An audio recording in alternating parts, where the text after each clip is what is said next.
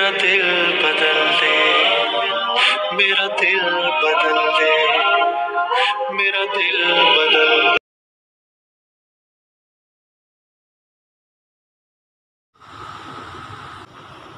बिस्मिल्लाहिर्रहमानिर्रहीम। किताबुल मसाइल सबक नंबर 2। इस्लाम में क़ुरबानी का हुक्म। अल्लाह ताला ने इंसान को मखदूम और दीगर तमाम मखलूक़ात को इंसान का खादिम बनाया है।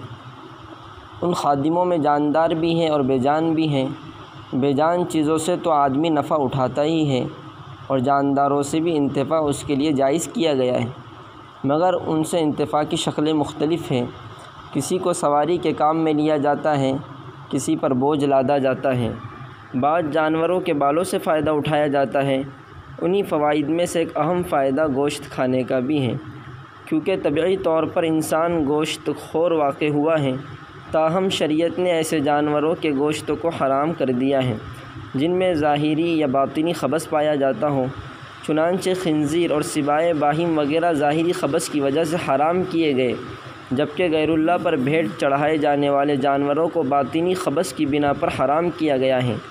अब दुनिया में पुरानी कौमों से ये दस्तूर रहा है कि जानवरों के खून बहाने को तक़र्रुब का ज़रिया समझा गया, और हज़रत इब्राहीम व इस्माईल अलैहिस्सलाम के वाक़ये में अल्लाह की रज़ाजोई की खातिर जितनी मेंढे की क़ुरबानी कराकर अमलन इस दस्तूर को सही रुख दे दिया गया। और इस्लाम में भी ये तरीक़ा न सिर्फ़ ये कि मशरू बल्कि मतलूब व महमूद करार पाया, और वसअत वालों पर ख़ास दिनों में मुतय्यना जानवरों में से क़ुरबानी पेश करके तक़र्रुब खुदावंदी के हुसूल को वाजिब करार दिया गया। और इस पर इतनी ताकीद की गई कि नबी अकरम सल्लल्लाहु अलैहि वसल्लम ने सख्त तंबीह करते हुए इरशाद फरमाया, मन वजद साअतन लिअन युज़हिय फलम युज़हि फला यहज़ुर मुसल्लाना, रवाहुल हाकिम। जो आदमी क़ुरबानी की गुंजाइश रखने के बावजूद क़ुरबानी न करे वह हमारी ईदगाह में न आए।